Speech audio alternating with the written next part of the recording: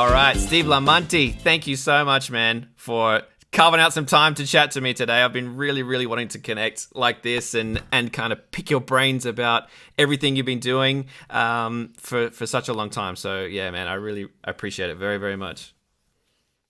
Oh, mate, thank you so much. It's an absolute pleasure to be here and to be asked. I've actually listened to a couple of these podcasts already, and man, I love what you're doing and just getting a lot of that knowledge out to like the younger generation as well. And Mm. I wish I had all that accessible this easily to me when I was coming up as well. So Yeah. I love what you're doing, man, and happy Oh, to be a part of it. awesome. Thanks, man. That means a lot. Yeah, I mean, I kind of, I feel the same. Like, it's kind of, I guess, why I, got it going is to just, Yeah, you yeah, know, totally. Yeah. to share some information that's kind of maybe not Mhm. spoken about so much Yeah. in Yep. interviews and discussions about playing. So yeah, man, and you're like currently doing one of the most, I don't know, high profile, I guess, musical theater gigs in the country, and have been for a little while now. So Yeah. you're living it, and you're getting all of the all of that like real world experience about what it takes to play a show Mhm. that you're currently doing on the level that you're doing. And yeah, so I know you got a lot to share. If Yeah, for sure. Yeah, Definitely. Yeah. so yeah, man. So yeah, if anyone that doesn't know, Steve's been playing Hamilton. You're currently in Sydney, but you've been with the show for how long? You've been doing it now? Just over 2 years now. Okay. Yeah, Yeah, we've right. been over, yeah, just over 2 years. And yeah, it was in Sydney originally for I think about 10 months Mm-hmm. because they got closed down during COVID. Then Mm-hmm. it went to Melbourne for about a year and then they put together like a touring band. That's where I hopped on. That was about 2 years ago. So, Okay. Yeah, right. And so you've done. yeah. Uh, Hmm. did you play in Melbourne or no? No, I didn't do No. it. Mhm. Dave Beck, Oh yeah. amazing drummer down in Yeah. Great. Melbourne. He does a lot of the shows down there. He Mm-hmm. was on it pretty much for the whole run, and they obviously had a few depths that I've met along the way as well. Mm-hmm. And to kind of just to kind of get a grasp on the setup and how the show runs, they flew me down to Melbourne Mm-hmm. for about a week at the back end of their season, Mm-hmm. and I got to hang out with Dave, and he's like such a great drummer, such a great Mm. guy, really, really giving with a lot of the knowledge and lovely, humble guy. So it was really great to just see it kind of come to life and just be in a very small drum booth together Yeah. for a few shows. I'm sure Great. you know exactly what that's like. Yeah. Yeah. Cool. And yeah, man, it was great. Everyone that's involved with the shows, super lovely and welcoming. And I haven't done a whole lot of theatre in the past. I've done some amateur theatre when I was, when I was studying at the conservatorium.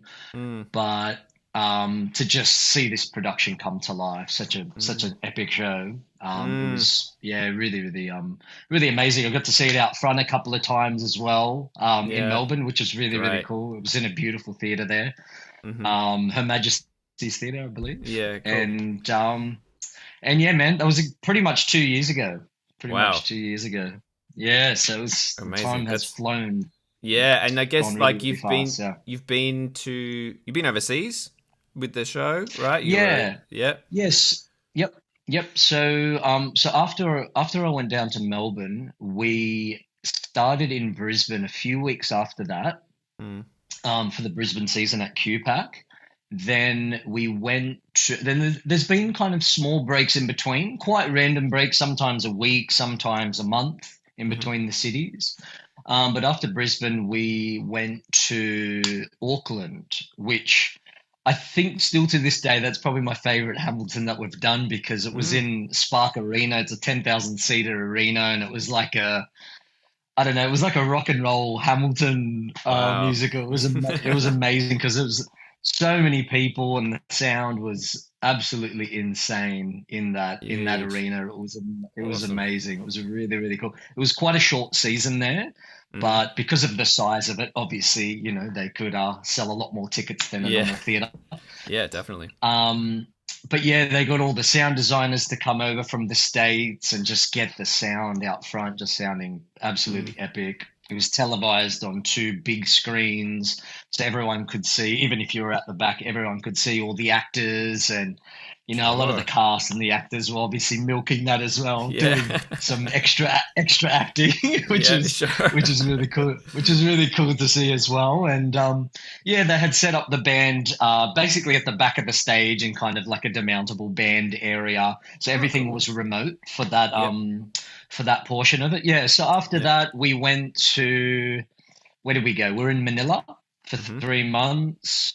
Then we went to Abu Dhabi, Mm-hmm. and then Singapore, and then the Sydney season started. This was a 6 month Yeah, wow. season, and coincidentally, we're in our last week of shows. So this Saturday, we have a 1 p.m. show, and that's going to wrap it up That's it. for now. Yeah, Man. I think it was supposed to continue pretty much all of this year, but Mm, I'm not sure the exact story. But maybe they couldn't piece everything together. But it was supposed to maybe go to Korea and Japan and all these other places, and there was talks of mm-hmm. Mumbai and Mm, quite a wow. few random kind of cities that would have been really interesting.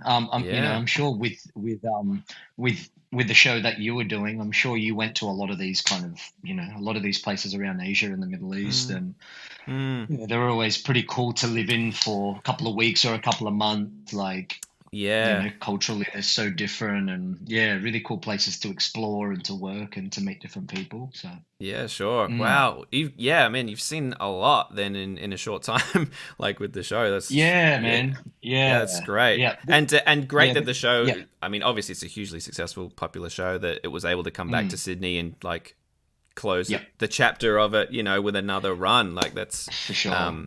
Yeah. that's huge, and it must feel like the absolute end of an era to go through 2 years of that, and then it all have like Totally, an end date. yeah. Yeah. It really does. It really does. Mm, I think there's been a couple of gaps in between, which has helped. So we came mm, back and you get to see your family and just have a little bit of kind of normality before you hop on the road again. But I think yeah. I've been lucky with this because everyone in the band, like we've gotten really, really close, and like they become your family away from Mm, home. hmm. So yeah, so I've been pretty lucky in regards to that. Just have a good, a good crew to hang out with, and because Yeah, yeah. majority of the time when you're on the road, you're hanging out more than you're playing. So Sure. Yeah, it's like 100%. important to do that with to be able to do that with good people, and yeah, Hmm. so been lucky in that regard. So Great, man. yeah, That's awesome. So I mean, yeah, it's such a hugely like I don't want to use the word iconic because it's kind of a bit overused, but it's yeah, like yeah, yeah, everyone yeah, knows Hamilton, and yeah, yeah, yep, it's a huge profile thing, but like it's one of your. You said you didn't do much theater before this, like some amateur stuff, and yep. I yeah, did but when I was at the con, so the Sydney yeah, Conservatorium, cool, to make a few bucks and to improve my reading, I did a yeah, bunch of just amateur theatre productions, and sure, I really enjoyed them. But I guess throughout the con, I just wanted to do the jazz thing, and then yeah, at the back end of my degree, I started to do a lot of pocket gigs and hmm, different artist gigs and cover gigs, and you try to just be as versatile as you can, especially in I guess a small scene that Sydney is. hmm, You want to try to be as versatile as possible, but mm, yeah, years later, this was pretty much the first big one that I had done, and I mm, had worked with a couple of conductors along the way throughout my career, but mm, I'd never really had to do it on the level that that's involved with Hamilton. I think most mm, of the shows to click, I would say hmm, probably about 80%, maybe a little bit hmm, more than that. hmm, So most of it is to click, but the conducted moments, and as like every conductor, they have their own way of conducting, and there's so mm, many little niches and so many different ways of conducting a band, which I find really interesting, and I really kind of dig that challenge. But it's yeah, also can be quite a big challenge as of well. course, yeah, But starting on this one, it was definitely yeah, it was a big learn, and Yeah. it was a lot to take in. But again, Dave Beck in Melbourne, he really helped me with a lot of that kind of stuff. I had a ton of questions, and Yeah. he had asked me the same question. He's like, "So what other musicals have you done in the past?" And Mm. I said, "Well, man, actually, this is pretty much like the first. This is the first Yeah. big one that I've done." He's like, "Bloody hell, mate! You've started on the hardest one Yeah, exactly. and the longest one by far." And True. I'm like, So "Mate, true. you're not helping. You're not helping my situation, mate." Making me feel at ease. Yeah, wow. Yeah, yeah, That's so yeah, great. Wow. yeah. So But how did the gig yeah, come about then? Like yeah, yeah, if yeah. yeah. So a dear friend of mine, Carl Mercado, was the original bass player for the Sydney season. Mm, And he'd done Sydney. It went to Melbourne. They obviously used a Melbourne rhythm section over there. mm, And when they were putting together the touring band, he heard that they were auditioning some drummers for the mm, touring band. They wanted to put together a new band. And yeah, he put me in contact with Laura mhm, Tapuki, who's an incredible MD.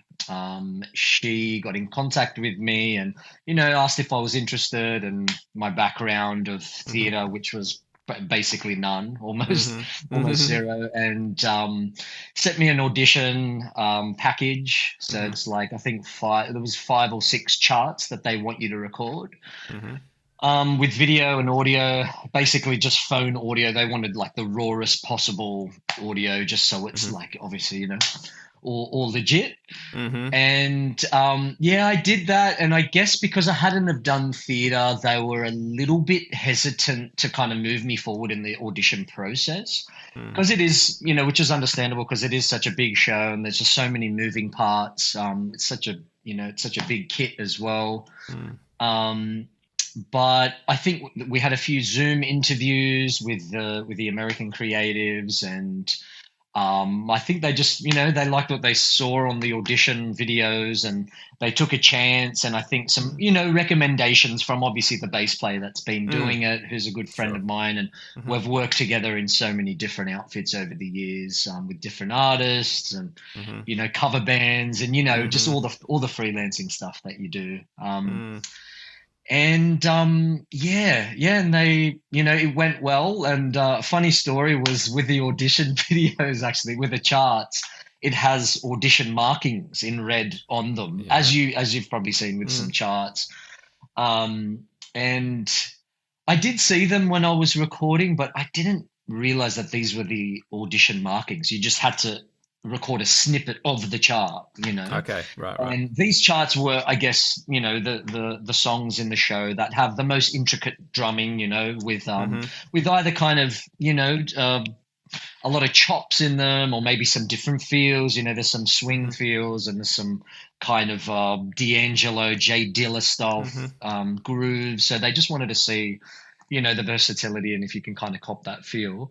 Mhm. But anyway, so I ended up stupidly recording the entire charts, all 5 or 6 charts, which Wow. was probably about 10 times more work than I had to do. But it was a good chance. It worked out well Yeah. because I got the gig, and, I'd already kind of Of worked course. on all the charts. So I sent them through, and, Laura was, she emailed me back and she said, "Oh, you didn't have to record the whole charts, that." I was like, "Yeah, I know. I knew Yeah, that." of course I did. Yeah. Oh, that's great, though, man. I mean, Yeah. obviously, it So, helped yeah. the cause for sure. I To guess move it it along. helped, especially Yeah. because I hadn't done a whole lot of theatre before, so I guess it just kind of added a Yeah. little bit of sugar on top, which was Yeah. cool. Wow. Great. And Yeah, man. that's that. Yeah, What a story. I'm sure that I mean, obviously, it's a benefit. Like everything you've done in the past, all of those, the jazz gigs and the pocket gigs and the covers things. All of that approach. yeah, It's very mhm, relatable to this. To this score, right? It's like being a for contemporary sure. show. Yeah, With yeah, modern for sure. influences. Mm. Definitely, definitely. Yeah. Yeah, Yeah. I Yeah. think I think the reason that this show has just remained after even 2 years just so fresh and still exciting, it's got everything you want as a drummer in there. It's got Mm. a lot of chops. You know, you get a little solo at the end. There's a bunch of hip hop grooves and funk Mm, grooves. You know, some broken funk grooves. mm-hmm, There's some swing stuff. You know, kind of yeah. I guess that kind of Broadway mm-hmm, swing style with that big backbeat. mm-hmm, And it's really, really detailed and heavily notated. There's not too much that you can add. There's not a whole lot of mm, slash markings. Like mm-hmm. everything is written out. Yeah, So right. all that detail and almost every bar is different in the show. So it's yeah, so it kind of keeps you on your toes and it's Mm, every chart, every song is like quite fresh, and there's always different grooves. So you're always, you're mm, constantly inspired just to try to nail those transitions from like a mm, swing groove to like a J Dilla hip hop groove, and then mm, you're going into a broken funk groove, and mm-hmm. and there's Yeah. there's a lot of snares on the show as well. So that's also quite a challenge getting from one and some of the charts you're playing four or five of the snares in the one chart. So Jeez. Wow. that's kind of nice as well to be able to kind of just hear those different sounds in the grooves as well, Yeah, yeah, for sure.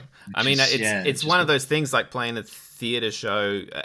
At some point, you kind of start to look for ways to keep it fresh, or just keep your mind like 100% focused on the gig and Yeah. not let it wander too much. But it sounds like you Mm. don't really have a chance to even get to that point mentally.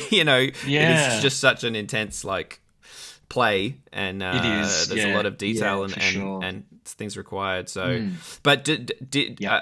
like how do you like maintain that consistent focus then? Like if it is you're playing 8 or 9 shows a week, that's a hugely taxing thing, like physically and mentally. For I would sure. imagine. Yeah. Yeah, Do for you sure. like Yeah. pace out your Mm. energy through the week in a certain way, or how do you tackle Yeah, that kind of thing? I think yeah, it's a great question. I think I do. I try to when I'm doing 8 shows a week, I really try not to overdo it with anything that I've got involved out of the show, just Mm, physical activity. I do, try to keep a quite fit and mm-hmm, maintain a good routine, eat clean, just try to keep my body in a good order. I try to. mm-hmm, And yeah, so things like that. I do definitely on the double show days. I try to pace myself. And if you need to sneak in a nap in between shows, you can do that. There's mm-hmm, like generally like about a 2.5 or 3 hour gap. So the mm-hmm, band will usually go and get a bite to eat and just chill out and try to get your mind off the show for a couple of hours, and mm-hmm, then come back as fresh as you can be. mm-hmm, But yeah, I think definitely pacing yourself throughout the show, not going too hard too soon, mm-hmm, and just staying relaxed, all that stuff that mm-hmm, you try to do as a drummer, and if you're mm-hmm, doing a longer gig, good breathing, staying mm-hmm, relaxed, and yeah, pacing mm-hmm, yourself. I think it's really important. But it's a challenge. It's definitely a challenge at times. There'll be a lot of mm-hmm, gigs that I am really tired, but mm-hmm. you don't really have a chance to think about it because you've got, especially in the first act. So there's 2 acts in the show, and they go for about 115 minutes, something like that, each act. Wow. And you've got to, in the first act, just hang on for dear life because Ugh, there's really no chance. There's barely any breaks, no dialogue breaks or anything like that. In the mm, second act, it is a little bit more start and stop. mm-hmm, Um, but that first act goes very quick because mm, you're playing pretty much the whole time. mm, So yeah, so I think definitely when I got back when I got back for the Sydney season, I run a gig called the Monday Jam every Monday. Monday is our only day off, so mm, I was like, oh, it's amazing. I get to, be back at the jam and see everyone yeah. again and, play some different tunes and, Mm-hmm, play with all these different guest artists that we booked there. And a couple of months went past and, that day off yeah. was definitely needed to be a day Oh, off of sure. Yeah, no sure. playing, because Yeah. gigging, 7 days a week, doing 9 gigs a week, that it definitely caught up to me. And, Yeah. so I was only doing that gig every now and then, Sure. because, Yeah. eight Hamiltons was, it was definitely a That's big enough. ask, to Yeah. come back and then just be playing and, doing recording sessions during the day as well. And just Yeah. mixing all that in together. It was, my body definitely started to say, hey, mate, let's Take it wind it easy. back just a little bit, Sure. please. Wow, man, that's Yeah. so great though that you're able to have that contrast and kind of escape from the show being at home. Like Yeah. you've got Yeah. your own space, Yep. and having done the tour with the show, you Yep. understand all too well what it's like to just do the show, go to the Mm. hotel, do the show, go to the hotel. Yeah. But then when Yeah, you've got this exactly. chance to actually be at home, yeah, Yep. it's very tempting to be like, oh, I'll just sneak this in. I'll do this gig, whatever. Totally, And totally, man. next minute, Especially yeah, you just, yeah, when people find out that you're home as well, the phone starts yeah, ringing, and hey, are sure, you available for this gig during yeah, the yeah, day? yeah. I'm like, oh, I guess I do have that day free, and then I've got Hamilton at night, so I Yeah. could do it. And I was doing a lot of that because I was so excited to be doing Mm, these gigs again. Because mm, you don't have that luxury when you're on the road, and you're mm, right, it just becomes like a very, you just get in your routine when you're touring overseas, and you don't have mm, that luxury of having a drum kit that you can practice mm, on or do some sessions on or record some content. And yeah, yeah. so after about a year and a half of being on the road, when I got back, I was very excited to do all that stuff, but I was probably doing a little bit too much of it. Sure. Oh But man, it's all a learning but yeah, process because it if is. you Yeah, haven't been in yeah, that situation before, yeah, playing man. that kind Yeah, of for show, sure. it's that intense Yeah, show. It's all yeah. new, for For everyone. sure, Yeah. man. Well, Mm. you did it for years, and I'm sure all the trial and error and knowing how much you can do when you're not doing the show without burning Yeah. out, and Mm-mm. it's huge learning process. You learn so much Yeah. about yourself, and Mm-hmm. how much hanging with the bandmates, and Yeah. having a few beers, and how much rest you need, and all that Yeah. stuff. How Sure. much That's it. you can do after the Yeah. shows. So, yeah, Especially, so yeah, with the long run. Yeah. So yeah, how absolutely. much Yeah. like prep time did you get to, from when, you got the gig? I Yep. assume you got the charts, you got recordings, you went and saw the Yeah. show Yep. with Dave, and yeah, how and like what was your approach to learn such a like mammoth book? you know, Yeah. Yeah. It was. I had the charts sent to me, I would say, after the whole audition process, which went actually for months. You don't hear mm, from them for a long time. And I mm, actually thought it just kind of fizzled out to nothing, to be honest. And then mm, um, when it all went through, I think I had the charts for, I'd say, about 2 months. About two mm-hmm, months, they sent me charts, which are so beautifully written. Like I don't mm, think I've ever seen charts so well written, and the detail. And I think Alex Lackamore, who orchestrated the show and was such a big part of it, mm, and did the show as well.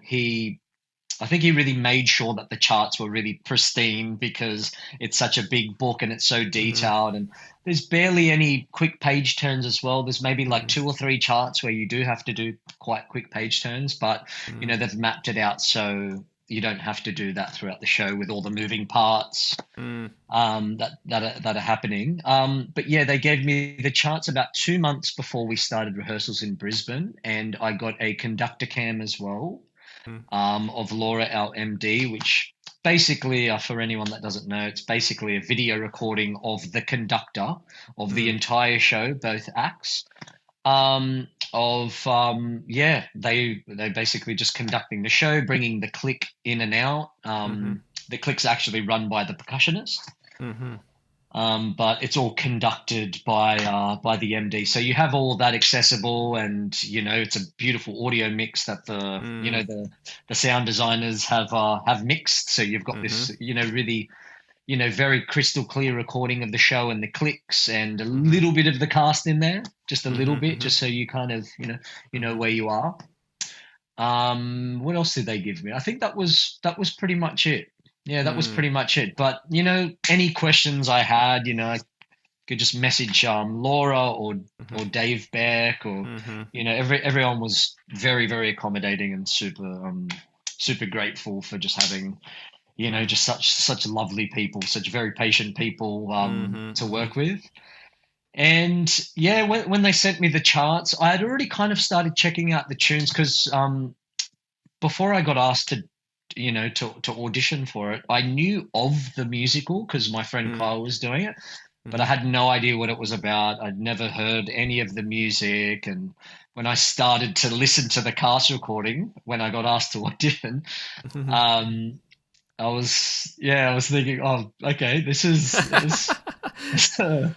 52 tunes. Okay, there's a lot in man. Wow. There's a lot in this 51 or 52 tunes, something like that. Yeah, and you start to realize there's there's going to be a big learn. So I put together, I think when I got the charts, I put together in my practice room at home as much of the rig that I could possibly have, that I could fit in the small room that I had.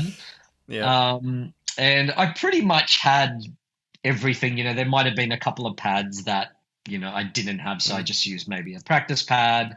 But I had enough snare drums, which is good. There's 5 snare drums involved with the show. I think I had to buy maybe 1 or 2 snare stands to accommodate them all. The concert height snare drums. And yeah, I just began chipping away at it. Chipping away at the more difficult charts. There's some charts that are obviously more kind of I guess like hip hop based, so they're a little bit more simple to learn and get your head around. But I feel like some of those can also be a bit tricky because they're after a very specific feel. On the chart it might say a la D'Angelo or something like that. They want a very specific kind of bop to it. And it's all it's all on the recordings. And I think once you start to rehearse with the band, you'll get a couple of notes, or can we play this semiquaver a little bit tighter or a little bit more swung, a little bit more on that kind of, that Dilla side of the beat, a little bit more wonky, so, so things change. Yeah, super specific. And, the American music creatives come into either via Zoom or they actually fly in and they run the auditions and the rehearsals, and it's like rehearsing under a microscope, which I absolutely love because after a couple of days the band just starts to get so locked in and starts to sound just it's a beautiful process.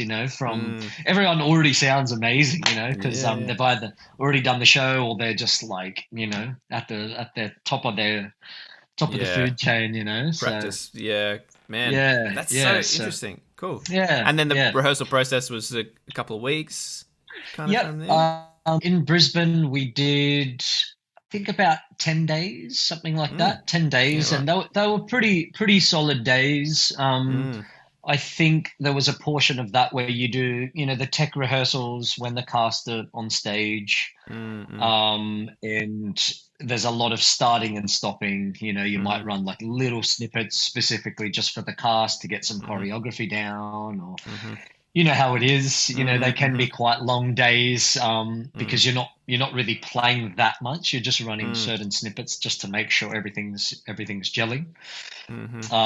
Mainly on stage, but it's also really good for the band as well because you get to run just maybe one section 10 times. And by the end of that, you're like, ooh, okay, we got it. Yeah, cool. We're sounding great. On stage needs a bit of work, but the band's cooking. Yeah, great. Oh, it's good for you guys, then. That's awesome. Yeah. Yeah, man. Cool. Yeah. So it was about 2 weeks, and then it varied. In each city, it might have been a week, depending how many new band members there were. Because when we went international, the band changed a lot. It was like half Aussie. A half Aussie band and a half American band. There were even some cities where they brought in a couple of the musicians from the German production. which is really cool. The MD that was doing Hamilton in Germany, he came Mm. and he was AMD on the show, assistant musical director. So he was playing keys two, and also conducting as well on keys one. Mm. And we had a couple of string players from the German production, and it was this melting pot of Hamiltons from around the world, which was really, really cool. And Wow. again, it was like everyone was just so lovely, and everyone just got along so well, and you get to Yeah. hang and hear all the different Hamilton stories from all around the world, and Yeah. it's and their versions of Hamilton as well, the way they play certain parts, just these Yeah. kind of variants of the parts and their interpretation. It's really, really cool because it's such a heavily notated book Mm. that you're going to have little embellishments on the Mm. parts, with like the feel or the groove, or where they put the certain semiquavers, and Mm. how much they swing certain grooves, and just little Mm. details like that. And then you That's just so slowly interesting. start to come up with a Yeah. compromise, and it Yeah. starts Yeah. to Yeah. become a whole new version of the show, but Yeah. super subtle, super subtle, Yeah. super Yeah. Yeah. subtle. But as a musician, you can really hear that. It's Yeah. like, Definitely. Well, if maybe you're not working so with the audible for an audience. Yeah. Yeah, yeah, for sure. But if you're all Mm. working with like the original creators and they're coming in and kind of training everyone in somewhat of the same formula and format, yeah, that's very interesting to hear how it's interpreted and how when you bring everyone together, it can turn into this completely different thing. But yeah, For it's sure. that's such Yeah. an interesting. When you're working on that level of specifics, yeah, there's going to be some Mm. slight variation in that. But yeah, how cool. Yeah, and with the cast as well, just Yeah, you're yeah. working with different cast members every night. There might be a Mhm. swing on, there might be some of the standbys that are on, and they're all so amazing. But again, some of the cast members that might play Hamilton or one of the main leads, the way they rap might be very different to someone Mm, else. Their pocket mm, might feel very different. mhm. Their phrasing might be slightly different as well. So again, all these little things they change the show Yeah, a lot as well. And yeah. as a drummer, you feel that. Oh, It's a yeah. it's a very obvious thing. Especially when you're playing with a cast member that's a great rapper, and they have a certain way of putting certain pocket and Mhm. way of putting their beat to Mm, your groove. It's like yeah. it's a beautiful thing when it starts to kind of gel, and once you got a handful of shows in below your belt, and it starts to really come together. Yeah. It's a lovely process. And Amazing. the international tour was also like a big melting pot. There was a lot of cast members from Broadway and the West End, and Mm, a couple of the Hamilton tours that had been floating around the states mhm. for years now. I think it's Mm. maybe 8 years, 8 or 9 years. The Wow. show's been kind of up and running on Broadway, and the Mm. tours have been going, and they're still going. They're still going. The percussionist that was with us in Manila, he had done a couple of thousand Hamilton shows because he had Oh my been touring gosh. around the states for Yeah. so long. And yeah, he was actually the reason that I got off book in Manila, because he'd been off he'd been off book for a couple of years. And I actually saw him playing one of the shows, and he was on a Kindle just reading or something during the show, and I'm there Wow, just man. Mm. sweating, and page turning, and just hanging Yeah, on yeah. for dear life. And he's Oh over there gosh. just kind of cruising Chilling. along with his Kindle. And Oh I man. said to him after the show, I'm like, man, what are you doing with, like, are you reading a book or something? He's like, oh yeah, man, I'm just like, reading about science and microbiomes and all this heavy science stuff. And I'm like, Oh what? my Like, gosh. while you're playing? Wow. And he's like, That's yeah, yeah, wow. man, you Yeah. should try to go off book. And he was kind of egging me on for a couple of weeks, and I started to try to Yeah. test myself with a couple of charts. And by about Yeah. a month, I put the book on I think it was like the last show of the week. It was like a Sunday Yeah. Sunday night. put the books on the floor, and I said, you know what, let's see what happens. Go And it for was it. one of the best shows I've ever done, and it was, Yeah. yeah, Oh wow, it's what a been story. even more That's so cool. enjoyable to play the show. Not Yeah. having to have that extra thing to do. You know what I mean? You can kind Sure. of Sure, just really sure. sink your teeth into the music a lot more, and Yeah, I think wow. you That's enjoy such it a a cool little bit story. more. Yeah, Yeah, man. yeah, Amazing. yeah. So I think a lot of those American cats are probably off book, or maybe they have iPads Yeah. with the the pedal page Mhm. turners if Mhm. they need it, and yeah. Mm. So when you're doing a Wow. gig a few thousand times, Yeah, yeah, you got it. it makes sense. It makes sense. Yeah. Yeah. Yeah, man. So I'm curious. Like, there's obviously the show's been around for a little while now. Still Yeah. obviously considered like a newer show. But Yep. there's also like a lot of other interviews and discussions and articles about other drummers that have played this show specifically, Yep. and their approach and how they kind of tackle various aspects of the gig. So I'm curious, Yeah. do you seek that stuff out, and are you curious about how those guys do it and guys and girls do it, or are you pretty, do you want to Yep. just stay in your own lane and not let that affect like how you approach the gig? Yeah, yeah. I think I definitely, when I got asked to do the gig and when I Mm, was checking out the music initially, we have so much accessible online, which is the beauty of today. mm, So I was, I started checking out a few clips on YouTube of Andreas mm-hmm, Ferrero, he was the original drummer. He's mm-hmm, still doing it on Broadway after, I think 8 years. mm, He had also worked with, Lin Manuel and Alex mm-hmm, Lacamoire and In the Heights, and they'd been mm, working together for so long, so I had this beautiful music connection. He's a great drummer.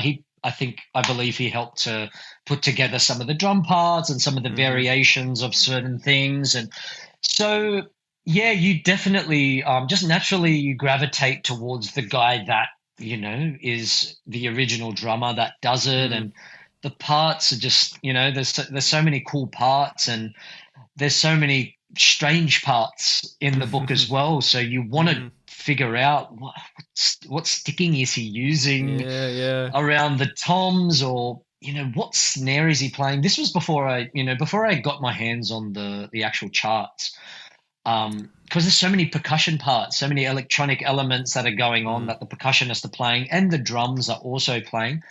I didn't really know which musician was playing what part. So mm, you try to dig deep online and just try to figure out what's happening there. And there's so many covers on YouTube of mm, mm-hmm. Skylar Sisters and the kind of more drummy tunes, Yeah, the yeah. ones that have the most notes in it, I guess.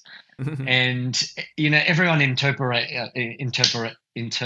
the fills and the grooves differently, so you Mm-hmm, kind of just take on a few things on board and I guess come up with your own way of doing it. But again, it's so mm, heavily notated, there's not that mm. many different ways that you can Yeah. do it. But Yeah. I think I found with certain fills I wanted to do them a specific way that I felt I could pull them Mm-hmm, off as comfortable mm-hmm, as possible, because mm, some of them are quite notey, and mm-hmm. yeah, there's a lot of chops in the show that are written out. All the notes are Mm. written, so Wow. which kind of baffled me, because usually they just put a few big fill slashes, Mm-hmm. Yeah, yeah. Yep. as and it's just like, okay, Yeah. sweet, Yeah. this is my chance to Good time. get out all my hot licks. Yeah. um yeah, Yeah. so but which kind of surprised me, because some of these 1 or 2 bar chops, they're all written out, semi-clavier triplets or like demi Mm. semis, and Mm-mm. I was like, wow, they really have written everything out. They want you to just Mm-hmm. play everything, because when you start to, I guess, once you start to listen to the detail in the show, it's like the violins are playing the exact same rhythm as that chop, or the Mm. bass, the bass lick while that's Mm-hmm. happening is kind of bobbing and weaving through that fill. So it's like, Mm. it's yeah, it all comes together really beautifully. Mm. Um, But yeah, I was definitely trying to check out as much as I could find Mm-hmm. online. As far Mm, as interviews with the different drummers, not so much, mm-hmm. but I have heard a few. There's a couple of Mm, guys that have done it again on Broadway, either some of the Deps or some of the drummers. There's a really awesome drummer, Hugh Robinson, that's doing mm-hmm. one of the tours. I think it's the Philip tour, I believe. Mm-hmm. He posts quite a few things on his Instagram, and awesome player. He's got a Mm, lot of that kind of gospel background, and mm-hmm. yeah, so it's cool to see, the interpretation of different Mm, drummers, and it's always fairly similar, but maybe they add a couple of little things in, couple of little yeah, sure. things. Like you can't get away with too Yeah. much, on the show. Yeah, sure. But it's kind of really cool, and it kind of keeps things a little bit more fresh. Yeah. You might take a bit of inspiration from that, and incorporate it, or maybe Mm, it's just really nice to see after doing, I don't know, 500 odd Hamilton shows that I've done. So when you see mm, it, it's just like, or even one of the depths that that I've had depth for me over the over the course of like the international tour. mm. I've gotten to actually sit out front while they play the show, which has Yeah, been great. really beautiful to hear, because they get to just play like one or two shows, because it's such a big learn. The company Mm, want them to play at least one show on the sure. run. So I got Yeah. to hear that out front, and just to hear the parts played, Yeah, um, great. just slightly different and with different feels, and they might play, maybe a snare much louder or much softer, or just the Yeah, little sure. details like that. Like, it's really really really refreshing, and I love Mm. that, and it's like a really beautiful thing to see the parts being played so well, and just with slight variation. So Yeah, yeah, yeah. It must so be that very was a refreshing for sure.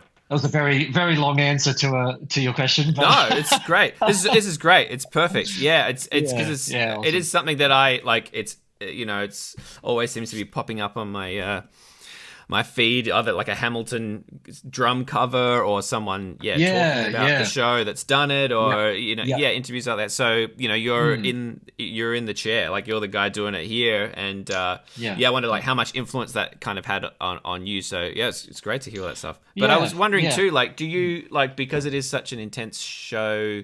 Hmm. Like from a playing perspective, with Yep. all the level of detail that's required, do you think it's changed like the way you play in general? Like, you go and do another gig now, are you finding yourself like having certain tendencies, like time feel wise, Hmm. for certain grooves, having done it for a couple of years? I don't think um the tendencies on certain grooves have really changed. I Mm-hmm. feel like this show has definitely improved my time, Mm. because the show is, again, it's so heavily written, and you've got to be just, I've never had to play so precise with Mm. parts. Mm-hmm. Obviously, when you're in recording sessions, you want to be really locking into the click, but also you can play around a little bit with the click. You can Mm. play it Mm. a little bit behind. I'm not super into playing like way behind or way in front of the click like some Mm. Mm. drummers do in recording Mm. sessions. I like to, I like to use it, you know, use it to my advantage, Mm. to have it there. But with this show, you can't really do that. You've got to be Mm. locked in right on the dot. Mm. So I think with all the changes in feels and grooves, and all the chops, and just trying to get everything so locked in with the click, Mm. it's definitely improved my playing with that, with just Sure. that detail, and just having it playing under a microscope, because there's something about this show. Not that I've done that many other musicals, but from what I've heard from everyone else that's involved with the show, all the Mm. musos, everything just seems to stick out when it's not right, Yeah, right. played so perfectly quantized. It really Mm-hmm. sticks out. It really sticks out. So that was, yeah, that was a little bit of a kind of a learning curve, just to really try to get these parts locked in as perfect as I possibly could. you know, and that naturally happens over time. But again, there's a couple of grooves that have just very kind of awkward syncopations. You know, snare drum might be played on the R of beat one instead of on the beat two. You know, and you might be playing the R of beat one on two snares. You know, that's the backbeat. You know, okay, with maybe semiquavers going on the hats and just kind of little things like that. And I think where the snares are positioned, it kind of just makes it even more awkward. So dialing that into the click and just figuring out where that's going to sit and, you know, just trying to nail that show in and show out. It's, that was kind of like a big challenge. Just having your playing under such a microscope, I think that was, that's definitely helped my playing and just seeing my playing in a different light. I think when I do other gigs, I don't really think about it in that way because, you know, you obviously, you don't have the click. You don't have the click in most of the other gigs that you know, that I do. But I think you know, when I start doing, you know, gigs with some different artists and it's all to click, I'll definitely be feeling that. You know, I'll be definitely playing less notes and I'll definitely be feeling a lot more comfortable playing with the click and just dialing my playing in a lot better with it as well. So sure. It's definitely changed my playing. I wouldn't say it's changed my playing too much doing like other gigs, but it's definitely, I've definitely been thinking about my playing in a different way, you know, on that show for sure. For sure. It's interesting that it's great that you've been able to, like we were saying before, have a little bit of outside musical activity aside from the show, you know, being, you know, in Sydney being home. So you don't fall into the show chops kind of headspace where all you actually end up playing is the show, and then when you try and do something else, it's hard because like as you mentioned, you're coming to the end of the run, right, with the show. So do you have this Saturday? Do you have plans after that? Have you got what's the next chapter look like? Yeah. So I think because people know that I'm, you know, finally wrapping the show up. You know, I've got stuff coming in with different bands and different artists that I've been working with for many years. A couple of like mini tours. There's so much random stuff. I've got like a couple of tribute shows. There's a bunch of cover gigs. I run a gig every Monday called the Monday Jam here in Sydney that we've been doing for I think 13 years now. Wow. At Marble Bar. So if there's any young drummers or musicians that are in Sydney or based here, we're there every Monday, and it's a great chance to network, and you see so many familiar faces every week. Great chance for students or even, you know, pros that have been on the scene. They always pop their head in as well.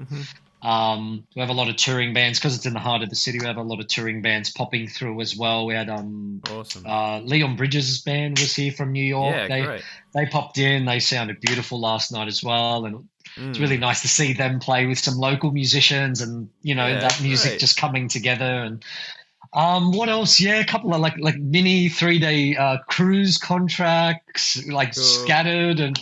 Man, just like so much kind of different random stuff. I've got a little studio here as well, so I've got a couple of artists that I'm going to be recording for in the next couple of weeks as well, doing a couple of recording sessions here, which I'm really excited about because just to have a little bit more time and just to be able to take your time and not have a show to go to during the day or the night.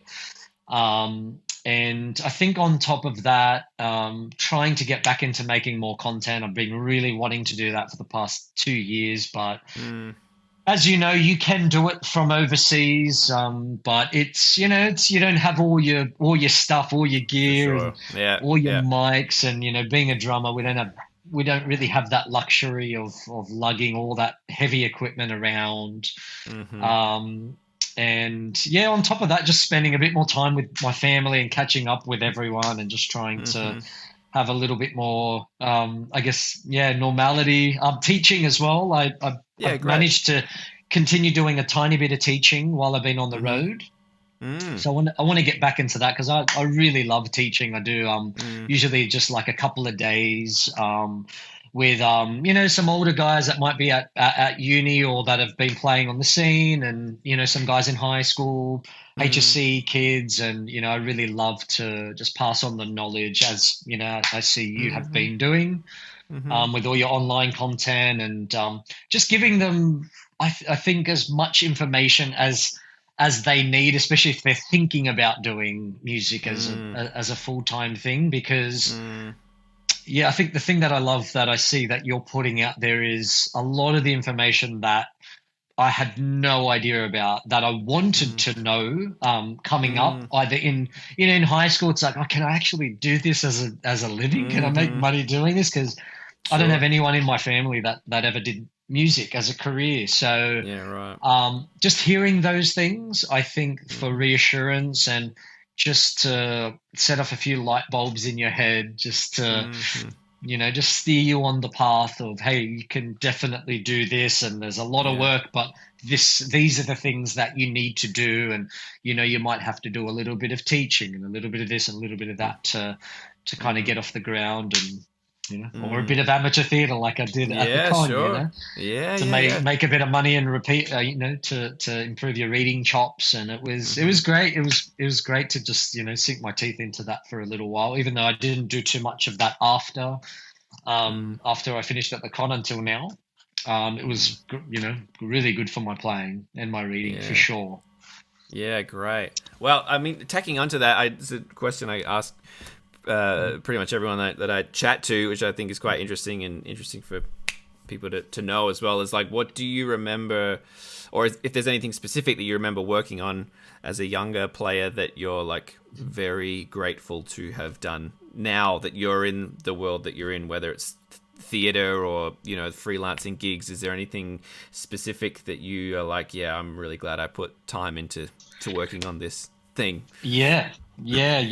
For sure. I think probably the biggest, I would probably say the biggest thing that when I got obsessed with it, it just everything changes. Everything changes, and that's just working on your time. And I think it's such an obvious thing, as a drummer. It's like we're the timekeepers, even though everyone in the band should have really good time and take care of that. I feel like, a lot of musicians, they rely on us to keep things locked in. And I think when I started to become obsessed with the drummers, that I was just trying to figure out, like, how are they making that simple groove feel really good. And one guy actually for me was Questlove. When I started to listen to some of the early Roots albums, even though he was playing some really simple grooves, the feel that he was kind of transmitting through those headphones that I was wearing, I needed to figure that out. And I started just to work on, just the basic stuff. And I had a really amazing teacher from when I started playing drums when I was 10, an amazing drummer, Andrew Dickerson, who I was luckily enough to get lessons in my high school in year 5 for a couple of years. And then there was about 10 years where I didn't have any more lessons, but when I started up at the conservatorium when I left school, he was the drum teacher there. So 10 years on, I get to continue studying with him, and we'd go through just some basic things like playing crotchets on the ride cymbal at 30 BPM, and I was like, man, this is really hard, but this is great, because I noticed everything that I was doing outside of that. I was like, wow, this feels so much better.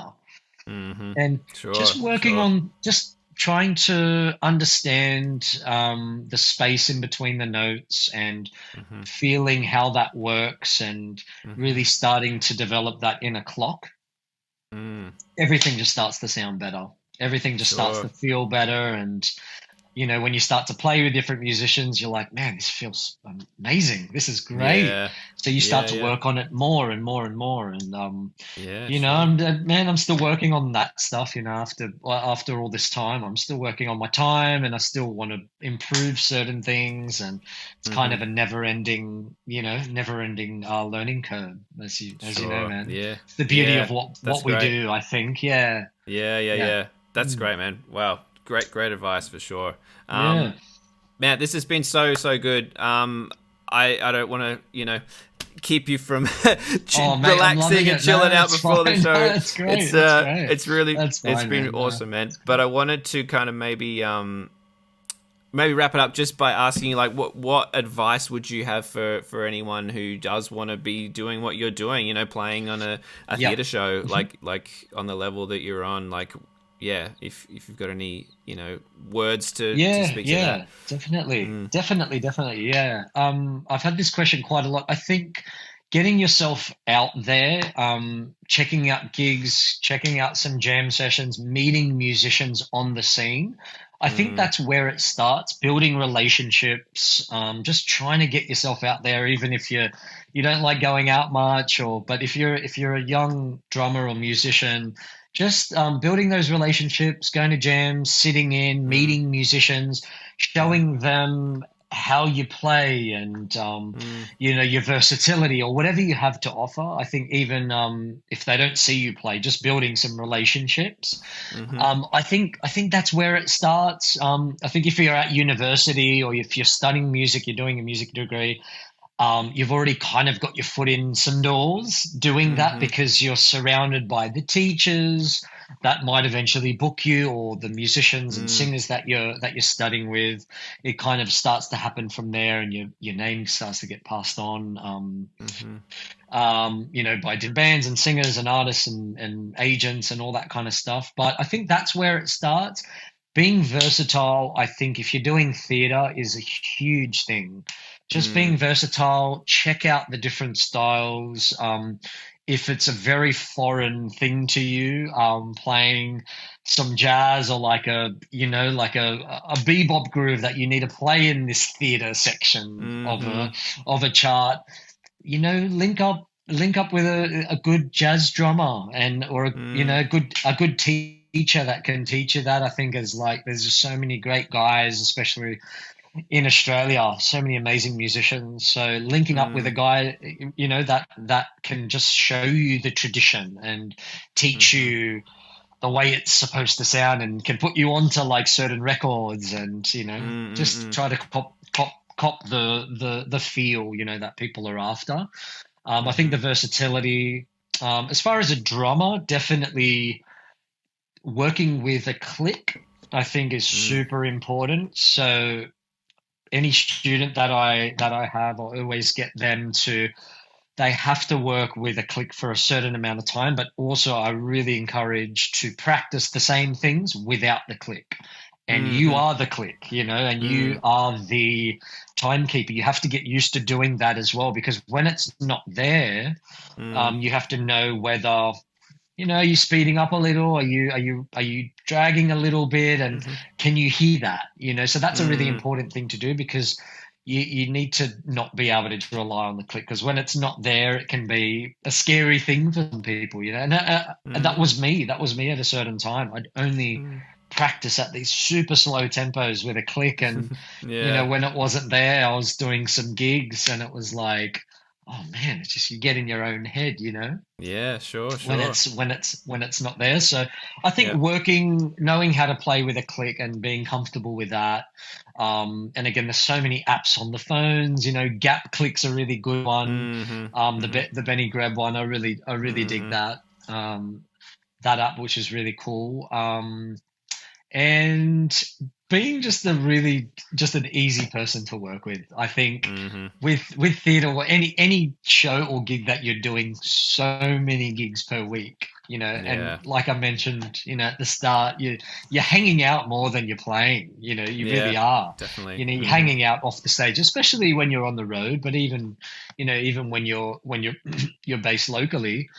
I think just being easy to work with, like any job, just being professional, show up on time, show up early if you can, and just bring a good vibe, just be nice, be polite, be kind to your fellow bandmates, and I think that will keep you working. I think that's a huge thing. That's maybe the biggest thing. The playing's important, but as you know, I think just being easy to get along with, like any job, really. It doesn't really matter what line of work, just showing up on time, being well presented, and being easy to get along with, I think is that's a huge thing. I think when I'm if I'm booking a gig and I'm booking some musicians, it's like, man, who do I want to hang out with? This is like, totally. And who can play, who's a great player as well. So I think those two things go hand in hand, but just knowing that someone's gonna show up with a good vibe and just show up on time and they're gonna actually show up, I think is a great thing. It's a great thing to have, and your name will get passed on with high regard, and that's all you really have, because it's a really small scene that we have in Australia and all the cities that we live. It's the word gets around fast, so I think if you do a good job and you're a good person, I think it goes such a long way. It's huge. Man, that's so great. Man. It's incredibly valuable advice for really anyone out there, and I really, really do appreciate you sitting down and chatting today, because there's so much that you can share and offer to everyone. Thanks, man. Appreciate it. It's been so fun. Awesome. Thanks, man. I could chat to you all day, man, about jobs and everything. It's great. I know. I love this. I haven't done too many of these. For sure, mate. That'd be awesome. That'd be awesome. I want to finish with where can people check you out if they want to follow where you are, what you're doing? So all the socials. So like Instagram, it's just Steve Lamante. Same thing on Facebook and YouTube as well. Cool. I think if you want to see me, like this year, I'll pretty much be at the Monday Jam It's in the basement of the Hilton Hotel in the city, in the CBD. It's called Marble Bar, and we're there every Monday from about 8 till midnight, something like that. So if there's any musicians from out of town or any young local cats, come and say hi. And if you want to get up, we've got like an iPad that we put everyone's name on, and I make sure that everyone that comes down, especially the drummers, I make sure that everyone gets to play at least one or two tunes. If there's if there's not too many other musicians there, you can play as much as you want. Gives me a chance to go out and hang out, and great. It's great, man. So awesome. So I'm pretty much there, but on socials I'm generally posting, what gigs I've got coming up, and I've also got a website as well. It's stevelamante.com. It's not, it hasn't been updated in a while. I need to get onto that now that I'll have a bit more time. Sure. But they're pretty much the places that you can find me. So, man. Great. Yeah. Awesome, man. Steve, thanks so much again. Mate, I look forward to meeting in person at some point. I know. I'm looking forward to that, man. I'm sure it'll happen real soon. So looking forward to it. Man. Thank you very much. All right, man. Thank you so much for having me. Really appreciate it. Of course. Thanks, mate.